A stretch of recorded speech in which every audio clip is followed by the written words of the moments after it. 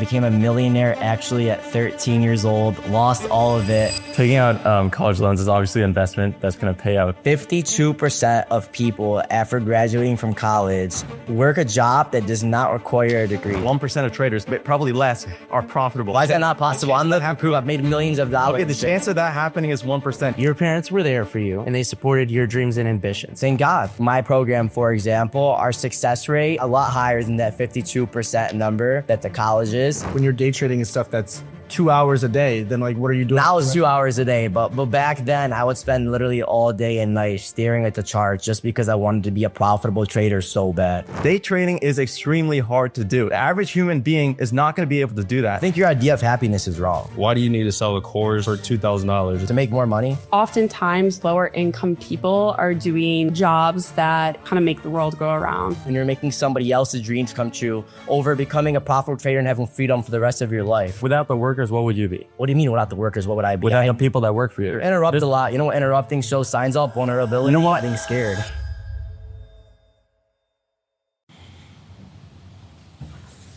Hey guys, so I'm PB. I'm 18 years old. I did not go to college. I've been trading stocks since I was 12 years old. I'm also an entrepreneur. I own a couple businesses, primarily online businesses. And it took me around 2.5 years to become successful. Throughout all of high school, I absolutely hated it. I've made millions of dollars online. I became a millionaire actually at 13 years old, lost all of it. Crazy story. And then when I was 17 years old, I became a millionaire again, learned a lot of lessons, and here I am today. I've also changed hundreds, if not thousands of people's lives through teaching them with my mentorship program. And I'm excited for today's debate. First claim, taking out student loans is the dumbest financial decision you can make. 5, 4, 3, 2, 1. What's your name? Zolmet. Preston, nice to meet you. Go to Michigan? I go to Michigan. Awesome. Taking out college loans is obviously an investment that's going to pay out maybe tenfold, hundredfold in the future. Just like you invest, like college loans are investment. Probably one of the best investments that you can make. I can't see how it can't pay out. So, you know, there's a study done that 52% of people after graduating from college work a job that does not require a degree. It means 52% of people, their investment they make technically didn't come back. Yeah, it did as far as of education. I agree with you there. Like you can never be, there's not a limit to your education or like your knowledge, but I will say is like, again, 52% of people, so that's more than half the people that get their student loans are throwing away hundreds of thousands of dollars and not even using them to get that return back. Right. So, like, there's a few problems with that. Number one, people get what they put in college. If you're going to college and you're slacking off, obviously you're going to be part of the 52%. You kind of deserve to, not pay off in your investment. The good thing about college is you're putting in investment, and then you have to work to get that investment out. And how much you work determines how much you're going to get out of it. So if two people graduate college, what is the advantage one person has over the other then? Because you're saying that it depends on the work you put in college. Yeah, it does depend on, like, if you're getting a degree in, like, music and arts, like, there's not many job opportunities. Of course, you're going to get a job that somebody who didn't go to college can get. That's their fault. That's their fault for investing the money. But if you get somebody who goes to college, good college, does engineering, then they get a 100K plus job right out of college. That's already your loans paid off in a year. Yeah, but see, like, that's very theoretical. Like, we're saying as in general, like college student loans. It's not theoretical. What if someone's dream is to be a musician, right, an artist, they go to school and... Okay, like somebody's dream is to be a day trader. Like 90% of day traders don't work out. 52%, like a 48% odds is better than 52% odds. Like studies have been done that show that 1 in 100 day traders maybe make a profit, less than S&P. Yeah, it's 1%. So it's actually 1% of traders make a profit. Right. That's again after everything, but that's not with people that actually, first off, like my program, for example, our success rate is a lot higher than that 52% number that the college is. So it's like, again, like, is there better places where you can be investing that money instead of going to college and pulling out a student loan to then get a job that you don't even need a degree? Right, I mean, we can talk about this program, okay? Like the annual returns on the program is probably comparable to like hedge funds or SP, or like if you invest it all in an ETF. No. Right? It's not. You're saying it's over 52% like year-over-year returns. What is it? Way higher than that. Way higher. So you're saying that you're teaching a strategy that can make people 100% returns year-over-year. Not guaranteed, no. But we've had, again, the reason a hedge fund can't do that is because if I had $1 billion, heck no. But the whole goal of the program isn't for you to be the next hedge fund manager and make billions and billions of dollars, but it's for you to be able to maybe replace your job or make an extra couple $1,000 a month, or maybe be able to make an extra 20, 30, 40 grand a month and not have to worry about, what's tomorrow. For example, we had somebody, his name was Chris. He joined, he was down $9,000 all time. He had $1,000 left in his account, $1,000. That year, that $1,000 turned to $45,000. That's a 40, what is that? Freaking 4,500% return. After that, the first 18 days of this month, he's up $18,000. Right. But yeah, again, a hedge fund can't do that because there's so much money. Right. As day traders, we're not able to we trade with billions and billions of dollars. Right. Again, there's not as well. Okay, so a few things, like 45,000% returns obviously has a lot of volatility, a lot of risk. I think you and I can both agree with that. A job doesn't have risk associated with it. You're going to get 100K or you're going to get laid off, right? I think a job is more risk. A job is not more risk than getting 45,000% returns in the stock. Not 45,000, but 4,500. But the reason I think that a job is more risk is because in trading, I control my own success. Becoming a profitable trader is easy if you follow your system, control your emotions, and you stay disciplined. What if your boss decides to fire you? You know what? I disagree. I think getting laid off is much harder than losing money in the stock market. But you don't control it. As a day trader, you're competing against Jane Street 2 Sigma, right? They have engineers from MIT that are finding alpha before you.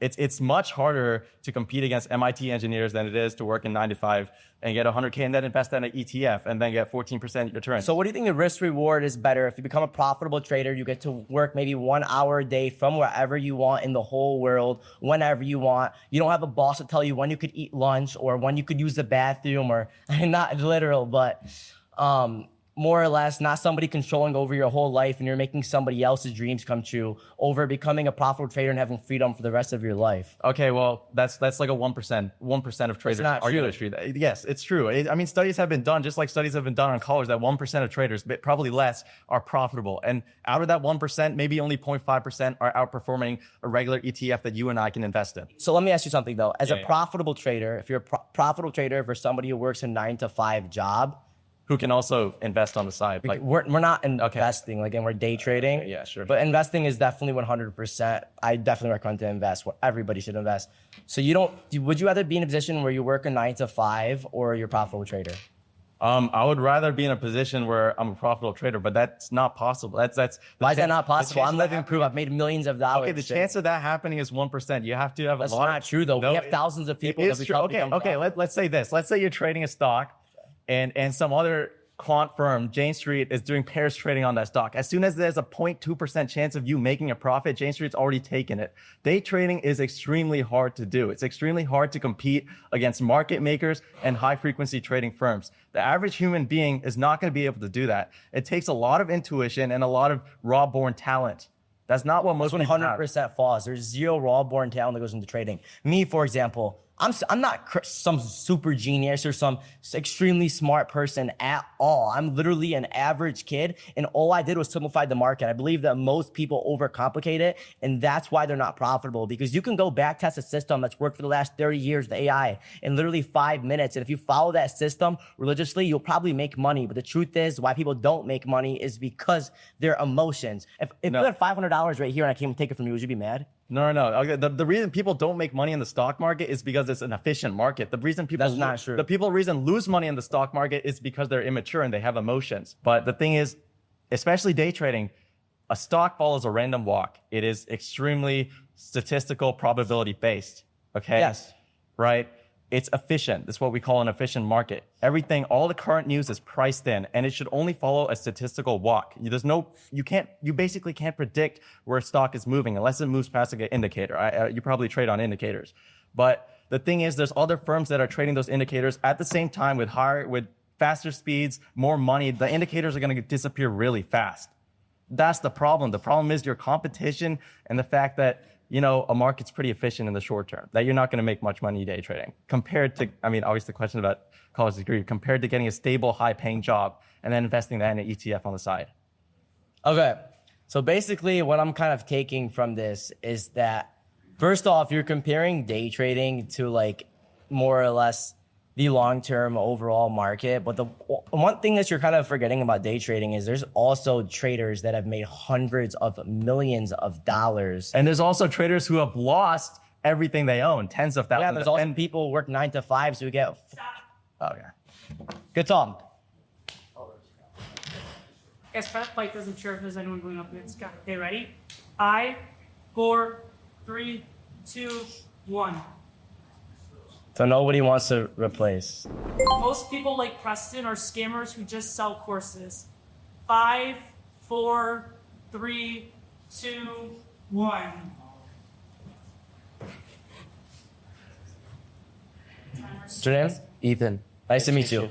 how is your program any different from every other program that you see on Instagram every single day? Well, one thing that I will say about my program is I'm a lot younger than everybody else, right? Most people, at least. You know, the average person in this trading industry is anywhere from like 30 to 50 years old. So I'm 18 years old. So like, you think about it in somebody else's thing, like, bro, why would I buy an 18-year-old's program? You know what I'm saying? Like, this guy's probably got no experience. So the way that I've kind of been able to help out people is by free content. So I've put out hundreds of hours of free content.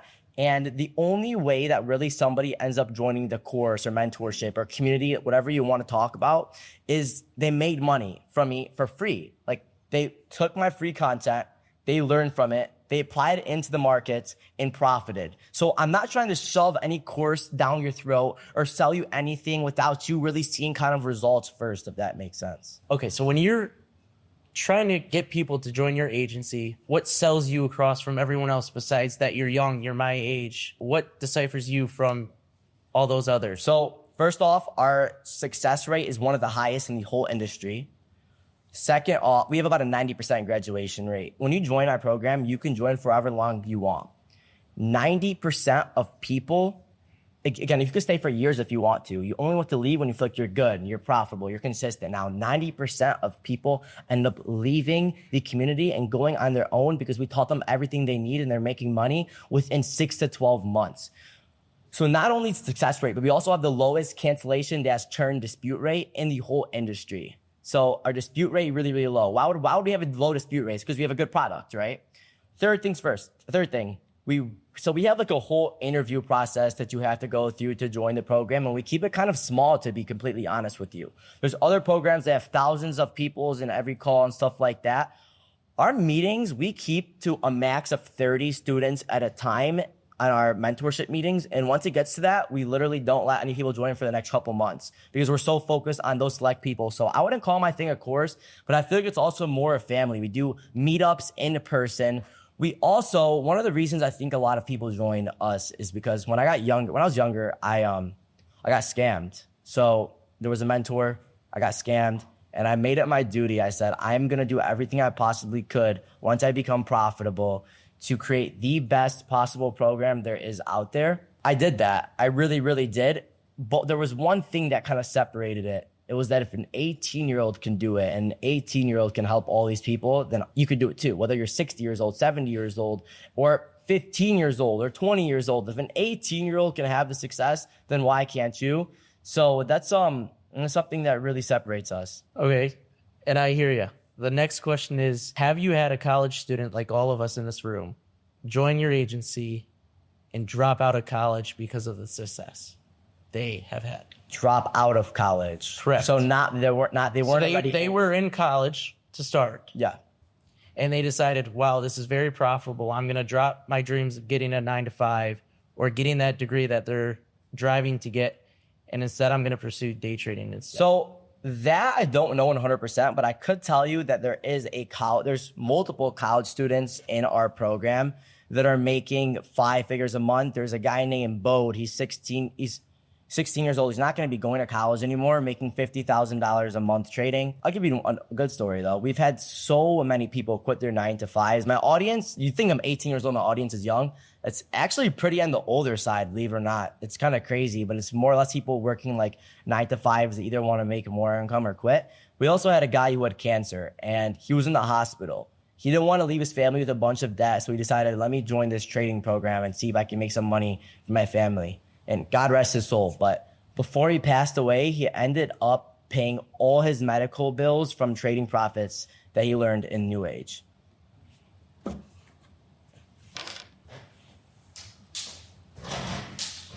We're going to have a lot of fun today, me and you. I know. All right, so I'm assuming this is like a continuation of our previous discussion. But I honestly don't think day trading can be successful for Okay. more than Do you one. think trading is like a coin flip? I think day trading is. I think trading past maybe like a week or so isn't. So you think day trading is basically like a coin flip? Yeah, It's a gamble. I mean, It's- I probably less odds than a coin flip actually. Less odds? Yeah, because you're losing money to market makers and slippage. But yeah, So you're saying that you keep saying you're losing money to market makers and stuff. Right. That's not true because is you're also trading versus retail when you're day trading options as well. what percent of retail makes up stock trading? Stock trading or options trading? Because I'm trading 100% Well, options. options is even worse. But like, let's talk about just equities in general. What percent of retail makes up? It's around 80 to 90% non-retail and then around 10 to Right. 20% retail. But there's one thing, I want to go back on something. So you said trading is a little bit less odds than a coin flip, right? Yeah. So what? Not less odds. You make less money. The expected value, expected return is less than a coin flip. Okay. So say trading is like a coin flip, right? Just say it is. If I were to tell you every time, if we were to flip a coin right now and I were to tell you every single time it lands on heads, I'm going to give you $500. But every time it lands on tails, you're going to give me $200. Right. Would you take that bet? Of course, I take that. You take that. Why? Because of the risk to reward, right? Yeah. So trading is gambling. Trading is actually gambling. But the one difference is it's calculated gambling. So as day traders, we're basically gambling every single day, but our only edge is that risk to reward. The fact that we could take small losses and big wins and limit our losses. You can't go to the casino, play 100 blackjack hands and tell yourself, I'm going to win 60% of them. And out of the 60% that I win, when I win, I'm going to win 500. When I lose, I lose 200. But in trading, you could. I did it last year. Last year, out of all the trades I took, I had a 76% win rate. My average loss was 17%. My average win was 47%. That means I know if I take 100 trades, I'm going to win 75 of them. And out of the 75 that I win, I'm going to win 3x compared to the loss. So it's the same exact thing in trading. But let me tell you why traders fail. Because you're just keep thinking about market makers and slippage and all that, but that's BS. The reason traders fail is because revenge trading and because they don't accept losing. Trading is so crazy because it's one of the only industries where the best trader, the person who makes the most money, is the person who's best at losing. And it's hard for people to lose. It's hard. It's hard for people to lose money in day trading. No, it's hard for people to accept be a loser. Yeah. Okay. I mean, I agree with that. That's a problem in everything, but that's not the fundamental reason why people lose in day trading. Right? If people can regulate their emotions, the odds wouldn't be 1 in 100. 90% of traders that blow their account is because of revenge trading, over That's trading. blowing their account. That's losing money in trading. Blowing Yeah, your but account. most day traders don't just blow their account; they just lose like thousands over a month. Like it's not like all or nothing. That's not true. Most traders actually blow their account. okay. So in that's trading. just like a worse argument. Most day traders blow their accounts. Sure, like it's sure if they can't regulate their emotions, they're gonna blow their account. But the talk. But I would have burned you right there. I'm not gonna lie, bro. If you're still asking your parents for money past 18, you're a failure. 5, 4, 3, 2, 1. Preston. Brooke, yeah, what are you doing with your life? Get your shit together. Yeah, she agrees. So you agree? Yes. Why do you agree? Because, like, if you can't be an adult and grow up, then what are you doing with your life? Like, you're a failure. I also think that a big. It's okay. It's good that you agree. 4, 3, 2, 1. Who wants to take it? Lucas. All right, so I don't think you're necessarily a failure by any means because, like, you're 18, you just got out of high school, you have no foundation. I think you need a genuine foundation to just live. Like, if you aren't asking your parents for money, that means you're not living there anymore. That means you're not using their bathroom anymore. That means you're not driving a car unless if you own it, you're paying insurance, gas, all that. So having no job going up to, like, you still have to have a foundation. Even if it was for day trading, for example, you have to start with some money to put it into something. You can't just have $0 in the start. So do you think it's smart for kids to work a job or to be making money during high school? Oh, absolutely. Yeah. So sure. when you're a parent, for your kids, are you going to give them money Absolutely. when they're 18 years old? Absolutely. Why? because I want to support my kid. That's a fact. I'm just going to put them. Do you think that giving your kid money is supporting them, or do you think that your kid having to figure it out by working and paying for his own stuff is supporting him even more and taking care of his own finances and learning financial literacy the right way? I think that is very situational. I think you can make your kid work and still support them while doing so. Like, for example, I started working when I was 14 years old. My parents are still going to give me money, for example, to, let's say I had a full-time job, but I couldn't pay for my car. It's still minimum wage jobs in high school. You don't have any credentials. You don't have any of that. Unless you start day trading, like, for example, 14. Very minute amount of people will do that. Most people are working and scooping ice cream cones. So $10 an hour isn't going to pay for a car, let alone just to get to high school. So yes, as a parent, I will give my kid money to go there. But yes, I will make my kid work to build that work ethic to have that for later in life. Would you be giving your kid money to go out and No, that's a different story. I think that's irresponsible. So you're saying it basically you'd pay for his general necessities, but you Yes, wouldn't necessarily be giving him clothes, money. stuff like You'd that. just be paying for his stuff. We're talking about basically like your parents actually giving you money to live, like maybe go out to dinner, go out with friends, or hey mom, I'm at a bar. Can you send me some money? Do you think that's smart? Okay, no, I don't think that's smart. That's just kind of stupid with their money in general. Cool.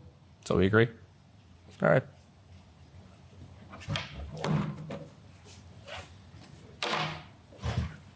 All right. Just a question. You said at 13, correct? Yeah. Legally, you're not allowed 12 to have. years old. Okay, 12. Who supported you to get your money to start investing? So- If you're saying parents aren't supposed to support their children, which I agree, if it's irresponsible and you're 18, shit, you got to get your life together. But when you were 13 and given the opportunity to learn how to day trade, who was the one who gave you the money to start investing? I was 12 years old. It was $700, all of my own money. How'd you earn that money? So basically, I used to work At 12? Yeah. So like Your my dad. parents never gave me any money technically, but I did work for that money. That was 3 summers almost of saving up, as well as lemonade stands, birthday savings. I always kept my money. So that's basically that's life savings up to 12 years old. But you understand where I'm coming from. On my perspective, you have to have someone who is going to support you in order for you to be somewhat successful. How I never took a dollar from my parents technically. And I worked for that. I'm money. not saying $10 you an have, hour. but growing up, your parents were there for you and they supported your dreams and ambitions. Thank God. I agree with you on that. But I'm saying if you had no support at all, how are you going to be successful in day trading? Just coming at you for trading. So I think that you're mixing up the question, because the question is if your parents give you money after 18 years old, that you're a failure. The claim is that, and you're talking about parents supporting you. I think if your parents don't support you, they're a failure. And I pray all your guys' parents supporting you, but supporting you, I think the number one way a parent can support you is by actually not giving you money and making you figure out the world your own way, and you're gonna learn 10 times more. Stop. 5, 4, 3, 2, 1. Hang on, man. Okay, you said that like if parents give you money for going out, that's the only clause? No. Let's say you're going to college though, all right? Let's say the college tuition's a lot. Your parents trust you to make it pay it out, like they trust you to make day trade and pay out. Are you still a failure? So I will say this, a lot of my friends, their parents pay to talk. Your college friends are keeping you poor by normalizing broke behavior. 5, 4, 3, 2, 1. I agree. Oh, John. Like your hoodie, bro. Thank you. I agree that they are, honestly, because I started trading in September, and I was going out with a bunch of friends, out on the weekends, not going home with my family or doing anything. But honestly, once I stopped doing all that, stopped normalizing all the stuff that they do and started focusing in on all the trading and my schoolwork and everything, that's when I realized that I was really up in myself in general. 100%, bro. And you have to sacrifice a lot to be successful, because not that many people make it, and values link difficulty. So trading is freaking hard, and it's hard for a reason. If it wasn't hard, it wouldn't be valuable. And that's why I say the friends are the ones that are holding you back, because 3, 2, 1. Ivy. I agree, but I don't think anybody can necessarily keep you broke.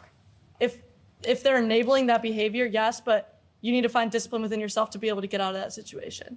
So you're basically saying that if you hang out with 4 people that drink, you're probably not going to drink? No, I'm saying you are, but then if you realize that you're going broke and you can't afford it, then nobody else can make you not broke. So you're basically dropping those friends, though. Yes. Yeah. Okay, so I guess broke so. friends basically keep Yeah. you broke, and you have Like you to- are the people you surround yourself with. So we're right. Okay. Good talk. Good talk. What's up, Bryce? Going on. So I disagree because, and I have really real examples because I caddy at a golf course, the number one golf course in the state of Michigan, Oakland Hills, and pretty like most of the people I caddy for, I think I did around 150 to 200 loops this past summer. They're all with their friends, and most of them are friends from college. And every single person in this friend group in the foursome I'm caddying for, like let's say 3 of them went to college together, they're all millionaire business owners. I feel like when you surround yourself with good people, you will achieve higher than on your own. Yeah, I agree. Exactly.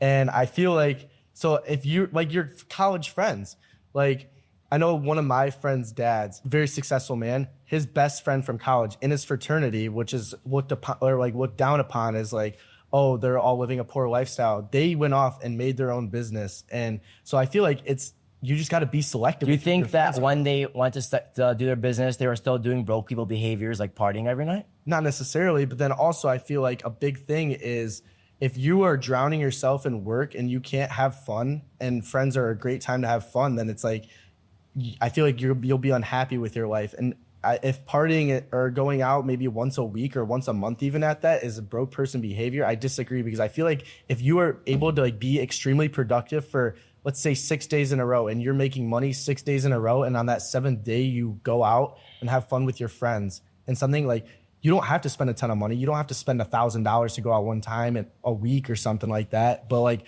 I feel like if you're surrounding yourself with people who you can lock in with, but then also able to have fun with, you're going to live a happy lifestyle, and then those people can help you be successful. So I don't really think you fully disagree, to be honest, like with the way that you're responding. The only thing that you're saying is that like partying isn't bad. Well, it's like, again, I'll be honest with you, like I love to have fun, but that's only because I'm successful now. And I think it just really depends on the life you want to live. Right. I think it, like for me, for example, it's like a lot of like those guys, they probably work 9 to 5s or, you know, with jobs, and they have an amazing kudos to you. Everyone has their own path. Everyone has their own life. Some people want to be able to clock off and stuff like that. But for me, for example, my life is more like a 24/7, not a 9 to 5. And I think that for you to, if you want to be an ultra successful person, there comes a point where you have to be utterly unbalanced and all in on one thing. But again, it just depends on what you really want in your life, in my opinion.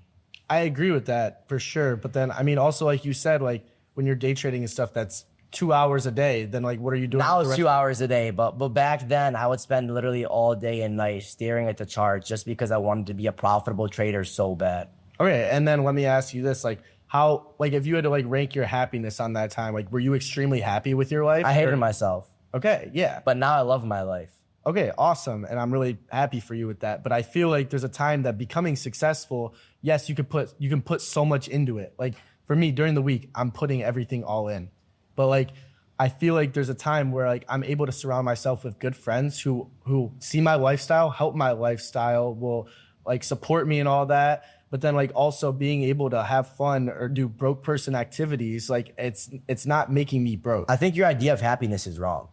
I think that you're thinking happiness is partying and having fun, but I actually think that happiness is being. Would you rather be more happy going out and partying, or buying your mom her dream house, or taking your family on a dream vacation? Yeah, absolutely. But I feel like if I were to take my mom on a dream vacation, that's fun. Like, yeah, That's freedom. yeah, exactly. And I feel like It's not having a broke sense people of behaviors. having a sense of freedom having friends help you be free. And I'm in college, so of course my friends are also in college, and they're not stopping me from doing that, or they're not dragging me down. Rather than we're like a friend group together. I think if your friends, instead of partying, you guys sat down and talked business, you guys would be farther by now. 100%, and we do. We have a group in my fraternity where we sit in a library. Or like we sit in the library every single day of classes. Like I have a core group of at least 5 guys where we are in the library for 2 to 5 hours every day. And most of them are also in my major as well, in finance and stuff. And like me and one especially, we sit there and we talk about stuff every day. Are you guys successful? I feel like we're on the right track for sure. But are you guys successful now, or do you guys just talk about it and you don't actually execute on them? We definitely make moves, but like obviously there's a process. Were you always successful, or was there a process? No, but I was always working towards it 24/7, doing everything I possibly could. Are you guys doing that, or are you guys just talking utterly and just? We are definitely nonsense? working towards it. We're in So the what steps process. have you guys taken? Actually, I day trade a little bit, not like too crazy, but like, yeah, and we do that. And then also, he's in my financial management association, and me and him will look at that, and we'll be connecting with people to bring in to give like presentations on it. And like, I think yesterday we messaged 3 different people to all come in for presentations. And then also, I'm more investing than trading and stuff. And like, we will sit and look at the charts together and stuff. Like, I feel like that's all steps, like where if I'm investing with him or like other people and stuff, like that's great, steps for me but to that's become actually, that's not you guys doing broke people behavior. That's you guys doing rich people behavior. So look, well, the question was, you know, if you're hanging out with broke people and doing broke behavior things, is that going to keep you broke? You guys are doing good stuff. Good job.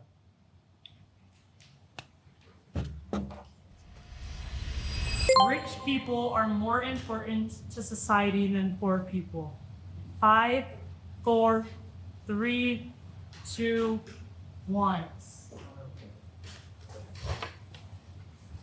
So why do you think that rich people are more important to society than poor people? Because oftentimes lower income people are doing jobs that kind of make the world go around.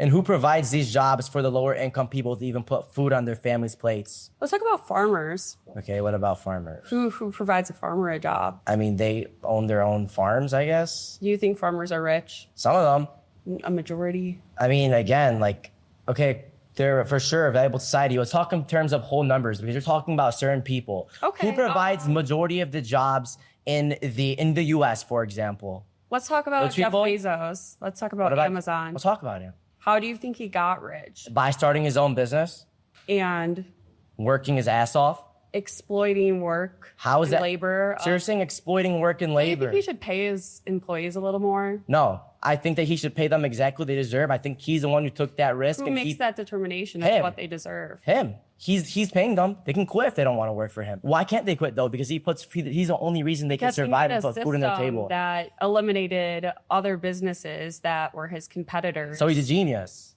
a genius or a good businessman. somebody who's manipulating society. How many jobs does Jeff Bezos provide for his workers? They existed before Amazon. Those jobs, and so you're saying those exact jobs. Not Amazon, the same exact job, but like I said before, Amazon has provided so many more jobs for people in the world. yes, but now it's under one business instead of, hundreds of smaller businesses that operated before Amazon existed in the capacity that it does today. But if Jeff Bezos never started Amazon, there would be less people that are able to feed their families through Amazon. So No, they would just work for other companies. Yeah, who owns other companies? Rich people. So thank God the rich people are starting these companies and employing people and putting food on their You don't plates. think that Amazon created a wealth imbalance? No. You don't think it I think created you- an I think imbalance you get what you deserve. in the market? No. I think you get what you deserve. And he worked his ass off. He became successful. Okay. 5, 4, 3, 2, 1. Haha.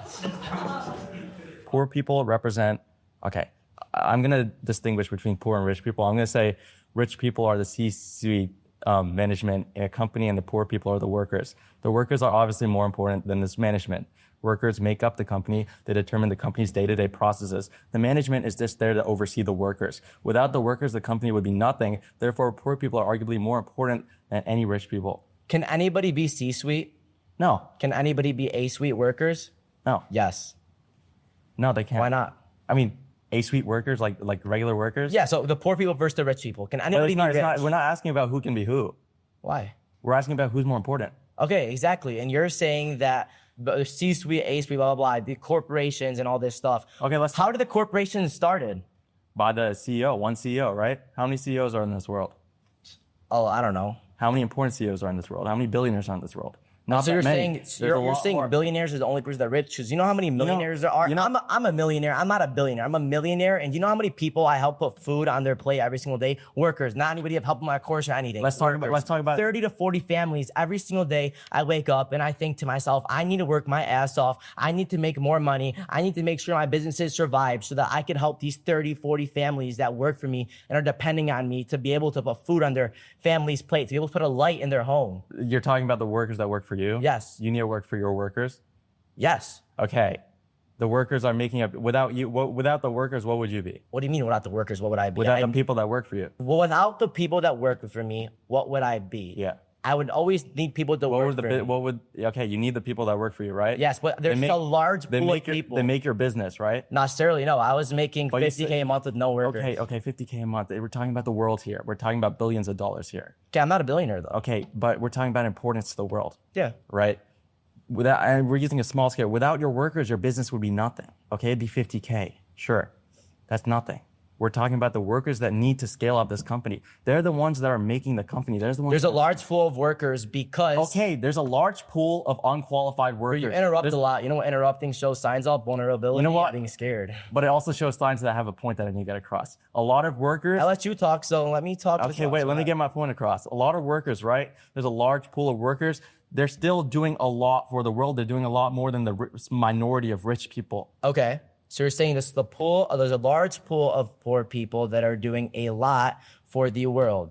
But again, these poor people wouldn't be able to do anything if it wasn't for the rich people that started these businesses, that turn into corporations, that give the poor people the opportunities. Why don't the poor people become the rich people? Because a couple of things. First things off, they're scared to take a risk. Second thing, a lot of people aren't made for that life or they don't want that life, which is 100% okay. But it just shows that, for example, me as an entrepreneur, being able to go out there, perform under stress every day, put myself in risks where, God forbid, I don't have safety. I could lose everything.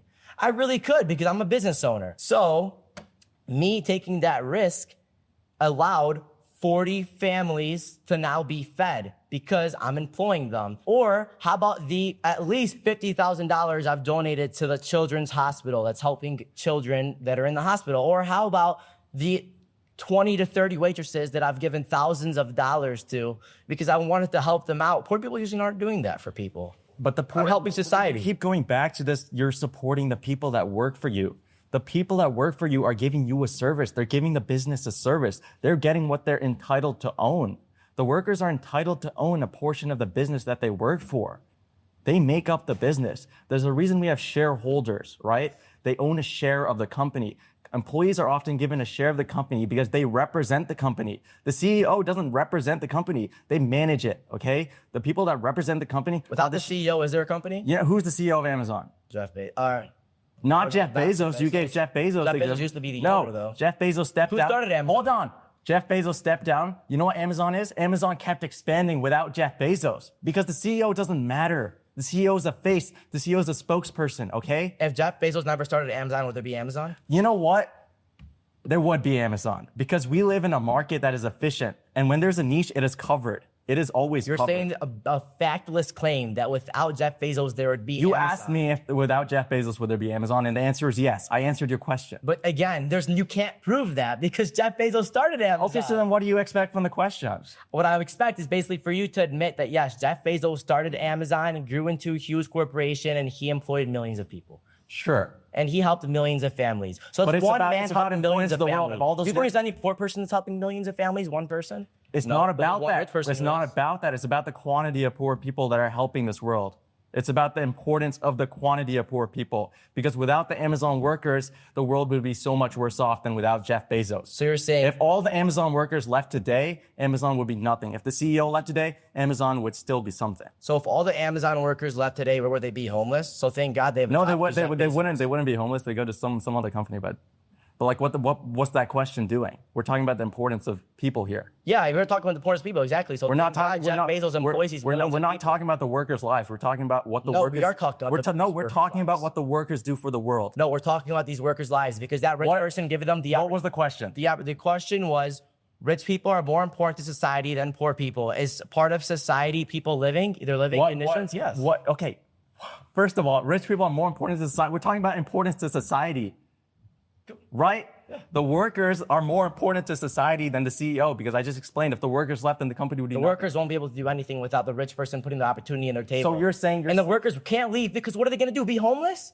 There's not that many jobs out there for that. There are many jobs out there. There's plenty of jobs out there. Yeah, and most of them don't even need college degree as well. You keep on thinking about the corporations as a single person. If Jeff Bezos Because a single person started, there's no corporations on Jeff Bezos. No. These things was the always one who- exist. Do you understand market structure? So let me ask you something. If Jeff Bezos didn't work out of his garage. Let's say like I don't know, Walmart didn't occur. You think there would be no other grocery shopping conglomerate? There would. Which one rich person, Right. one genius guy who wanted It to go all out something had it started. doesn't have to be a genius. It has to be somebody with the right materials at the right time, because the market always favors somebody filling a niche. It's not. The same people who call course sellers scammers spent $50K on the degree that got them a $40K job.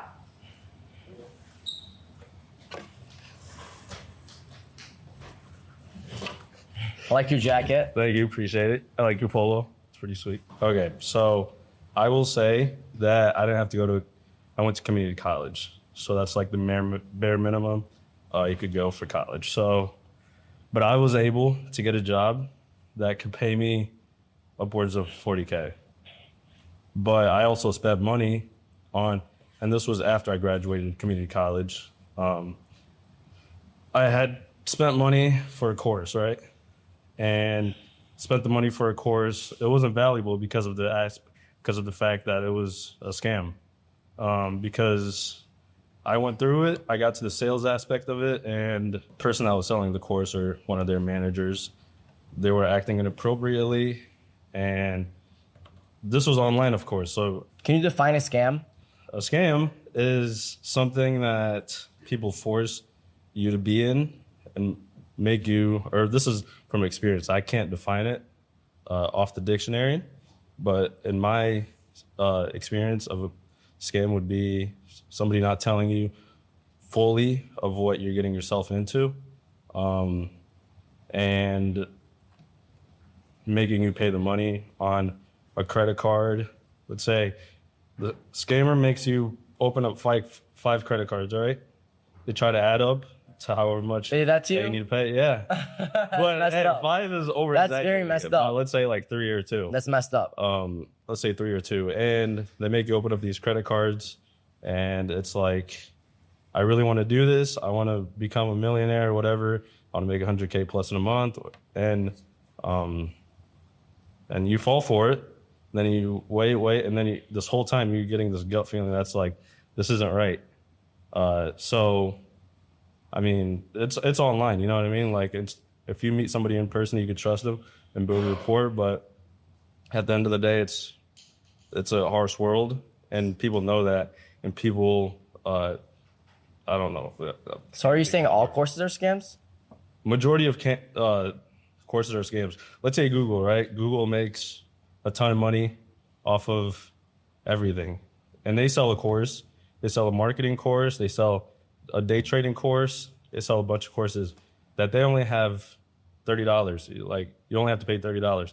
But you're like, anybody's course, I'm not going to point it out, they charge upwards of $10,000 to $2,000 to $1,000. But yours, I mean, I'll give you a credit. For yours, you only have to pay $250 for some of it, for a day of, you learn whatever options. So I do have a course that isn't in the thousands of dollars. And one thing that I will say is I genuinely believe it took me 2.5 years to finally learn this skill that then changed my life and helped me make 5 figures a month. And people will say all the time, like, PB, if you make so much money, why do you sell a course? And I think there's 2 reasons. Is number one, what I learned is extremely valuable, and I believe that I should be compensated for teaching somebody else for it. And number 2 was like, they're always like, why would you want to make more money off people if you want to generally help people? Well, it's like, why wouldn't you want to make more money, to be honest? So yeah, like I want to make more money selling a course and stuff like that. But I think it's only right because I'm actually a profitable trader. And to be honest, I can't talk for other people that are scammers because, bro, I got scammed. And that's why I started my mentorship program, was because I wanted to make a trustworthy place that people can think like, damn, PB got scammed. Like he's doing this to help people so that we don't get scammed. Yeah, I mean, even to your point, you said you own 5 different companies that are online. Why do you need to sell a course for $2,000 To make more money? I mean, Why wouldn't I want that's to just make more money? I mean, and help people? you know this as traders, you don't want to be greedy, right? So I would say, in your aspect of I want more. You could scam people and get more money. So if you're saying it can scam people make more money, then there was a coin 2 weeks ago reached out to me. They offered me $50,000 to make one tweet. $50,000 to make one tweet on Twitter. This has happened to me hundreds of times. I've never once taken a deal. Or there's these things where these companies where they make money off others losing. They offered me a 7-figure contract for 1 year. 7 figures, cash into your bank. I said no, because I don't want to win off others losing. I want to win off others winning. That's why I started New Age, was so I could win when others win as well. And I've created a family. So it's like I win when others win. And if people didn't make money in my course, then people wouldn't buy it. Because again, like for you to buy my program, 99% of people have made money from the free resources I give out, and they just want more. They want to level up. Thank you, man. Future kids will suffer because you chose comfort over ambition in your 20s. 5, 4, 3, 2, 1. Sup, dog? So muscles looking big. Appreciate it. You too, man. I don't think they would necessarily suffer for comfort. I guess I want you to describe comfort, though. What do you mean by comfort? The way I would personally describe comfort was being happy at a position where you don't have freedom. For example, let's say there's a full-time worker and they're making us comfortable 88 to 100K a year, but they still aren't necessarily not comfortable in grinding their ass off every day, whatever, for their future. They can still, stability is still there. You're still taking care of your kids. You got your normal 9 to 5 work, benefits, whatever. Is that necessarily failing your future kids? That's not 100% necessarily failing your future kids. I also think something to keep in mind a lot with the claim is like, if you're not doing something where freedom, for example, I think is different for a lot of people. I think what's your definition of freedom? My freedom is to be able to raise a family happily, have kids, be able to just comfortably live. So your definition of freedom, that would be a good life. Yeah, comfortability, exactly. My definition of freedom is basically being able to do what I want, when I want, and not having to worry about money. So I really think it depends on what your definition of freedom is.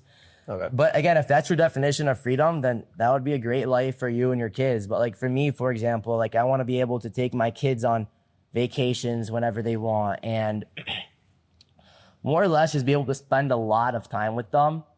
And doing that, I can't live a life like that. Okay.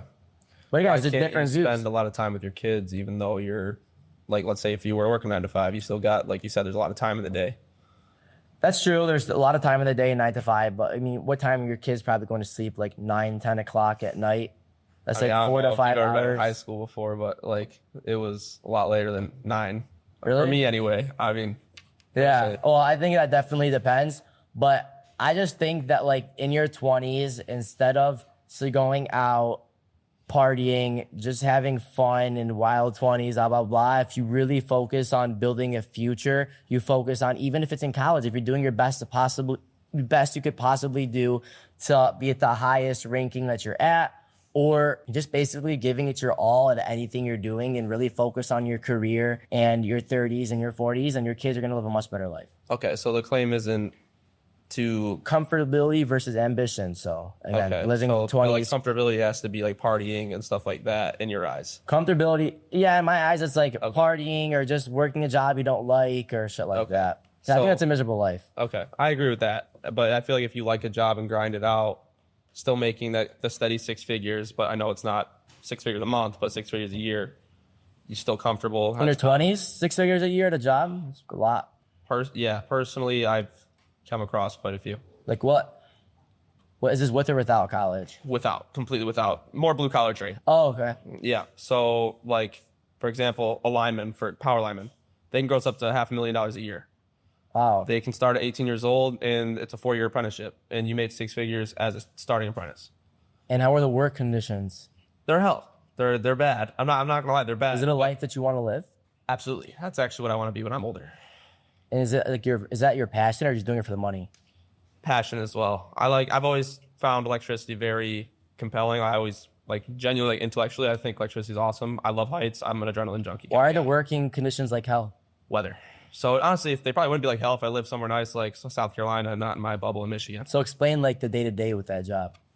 Day to day, you're gonna be going up a pole. You're just maintaining like your power lines, how this building is on right now with lights on, and you're basically just maintaining or installing new electrical grids. So for the CEOs and stuff like that to build their new buildings and have their lights and their internet work, they have to have power, and you basically supply that to them. Are you risking your life at all? Like, is it a Absolutely. risky job? If you mess up, you could die for sure. Yeah. So do you think like the risk of dying is higher at this job compared to a different job? Yes, Or no? I feel like it's Because you can drive in a car and say you have a risk of dying. Right, You know? So I don't want to make lightning as well. Yeah, exactly. But what I basically want to say is like you doing this job and kind of putting your life at risk every single day. Since you said it's a risky job with work conditions like hell, are your kids gonna be scared that one day you're not gonna be able to come home from work? Or Yeah, but to be honest, if my kids are getting comfortably put through life, I can support a wife and but all my children have great benefits. They have life insurance. but if having a father is the most important. I think as a father, for example, lineman deaths a year, there's 12. Oh, okay, that's different. It's That's not like it's a crazy, you're gonna die kind of situation at all times. They have technology always evolving and it's going down every year. So as you get hurt, you're always gonna be there. You have insurance and benefits up your ass. It's great. So you're going through you get free hospice, you get paid when you're out. And to be honest, you're gonna spend that time with your kids. And your heart is what you want to do for the rest of your life. Like you are still gonna be excited to go and work every single day. Oh yeah, it's a great time. And that's great. It's your passion. Nothing to say. Bye. What's up, Bryce? So I feel like a big thing that we've talked about a lot today, like just everyone in general, is like how we were talking about how people kids can come from maybe not the best conditions in life and still be able to make it in life as long as they have a strong support system. So I feel like obviously this is very hypothetical, but let's say there's some very supportive parents out there who maybe didn't make the most money they could have in their 20s, but they can support their kids to the lengths to give them a successful life.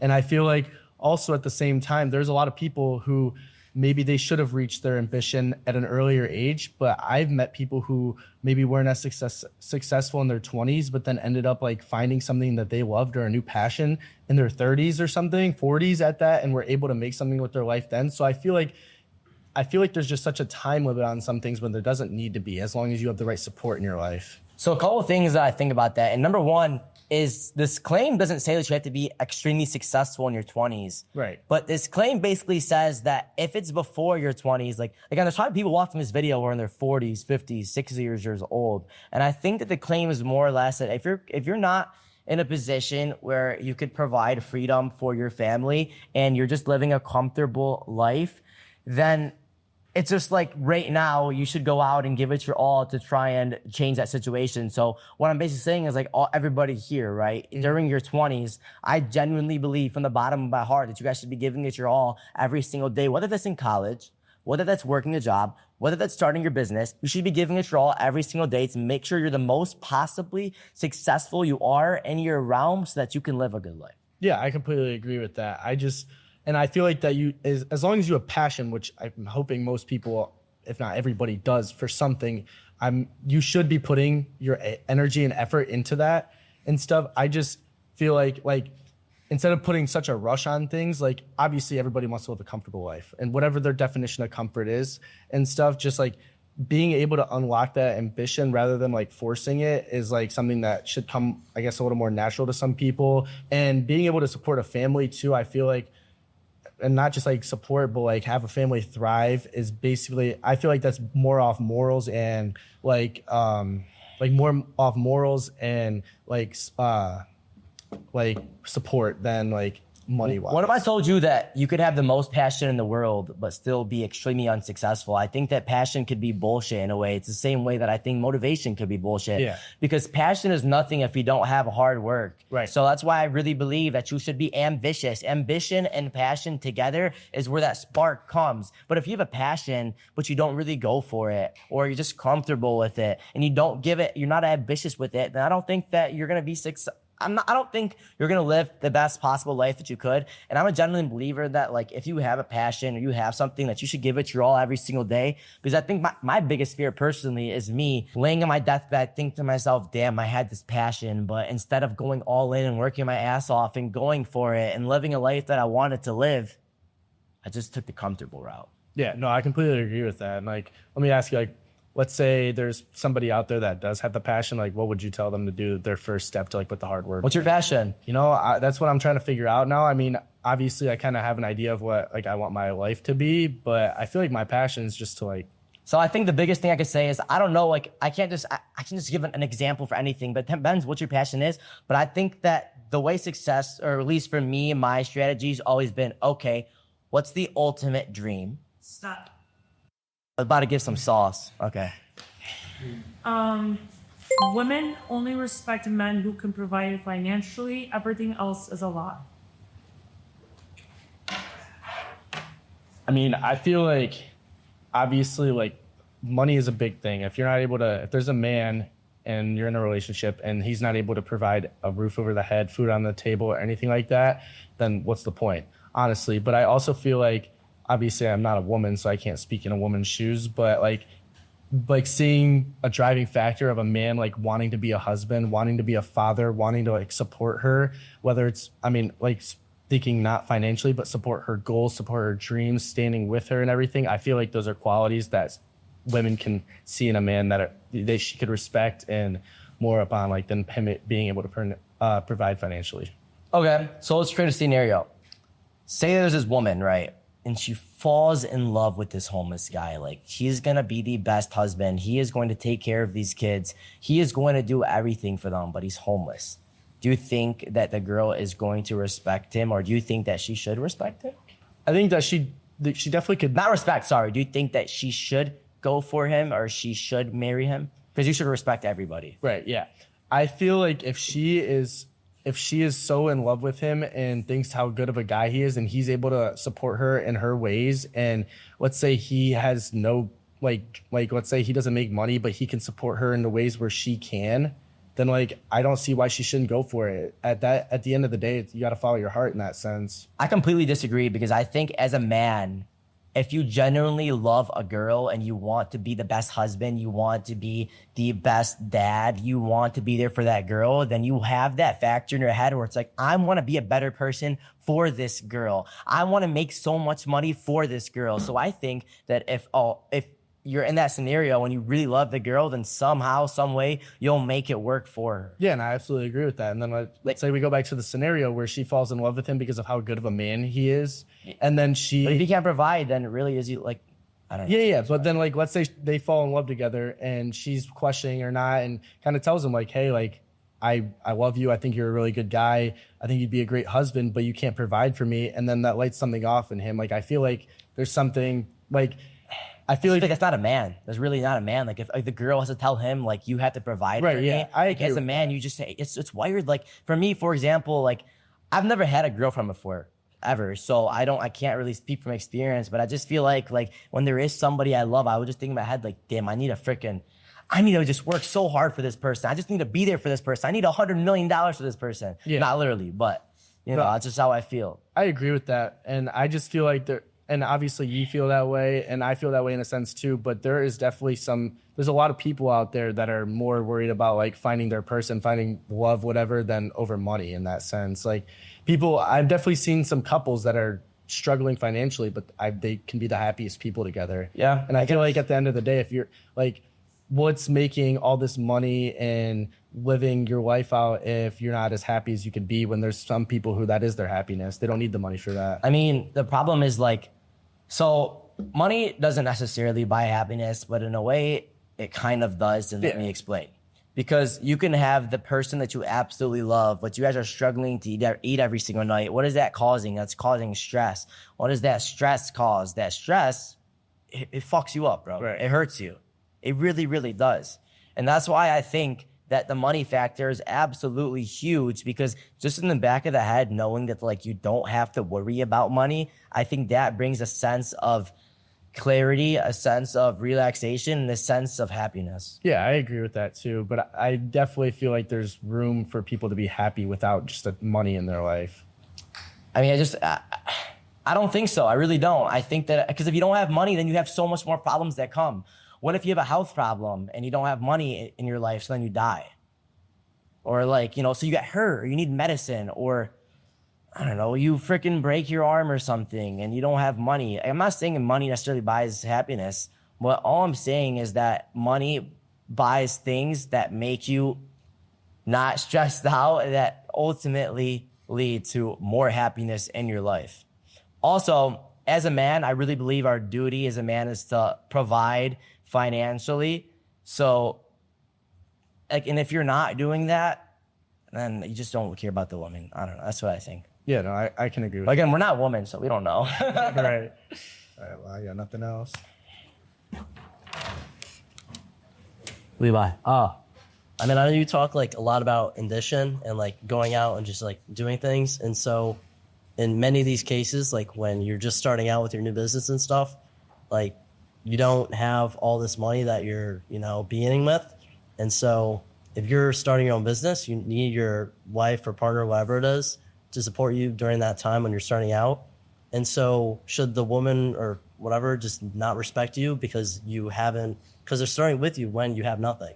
So But like, he's basically going all in and he's starting that business to provide for her, right? But he can't provide for her yet. But he's starting that business to provide for her, so he's taking those steps. Yeah, but he also doesn't even know if it'll be successful. He's hoping, but not all business owners that start things, they're not all successful. You have to True, accept but let me ask you something. If you genuinely give it your all, 100%, give it your all, do you think that you could fail? Like 100% your all? Of course. You think you still fail? All these people like try and go to the NFL.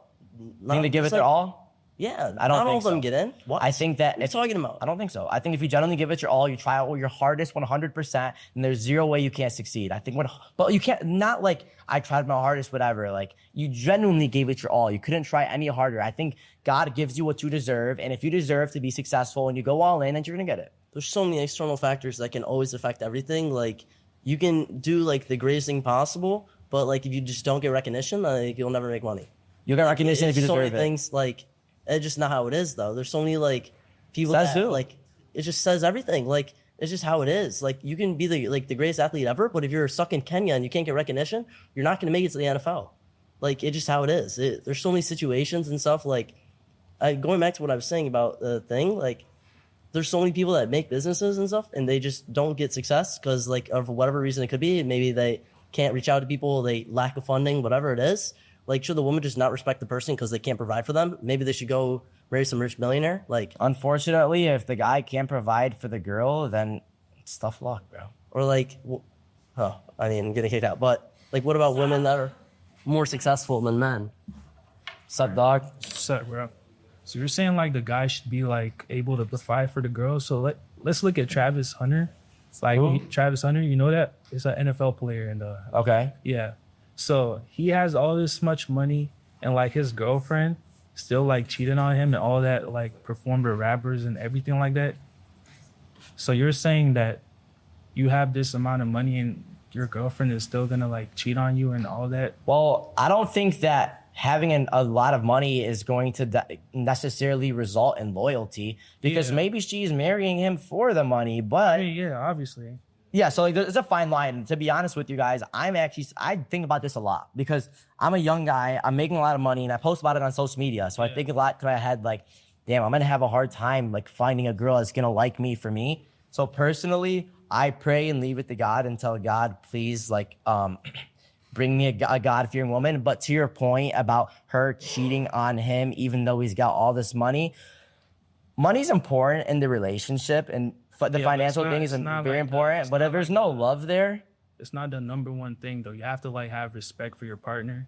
You have to have like the same mentality. I think finding a partner is the most important thing one of the most important things in the world. And I think if it's not, they have to be perfect. They have to be perfect. Yeah. So, you need love, and ideally they need to financially be able to take care of you. Do you think that you should be paying for your girl? She should be paying for you. Like, I feel like it should be like an even split. The man obviously should provide more. But like, I feel like the woman also has to like have a source of income, not just the man. Because if the man is just like providing everything for the household, like Do you think her taking care of your kids isn't 50-50, or her taking care of the house or making you food? Because that's what I believe 50-50 is. I think 50-50 is 100% money. 50-50. 100% money for me, She's not 0%. making nothing in the house. Like, what's he doing? Like, I mean, what do you mean? I want my girl to be able to like provide for themselves too. Like, if I just meet, if I meet up with a random girl, she doesn't have no money, no nothing. Like, you just want me to provide for her, like everything, buy her a house, buy her like.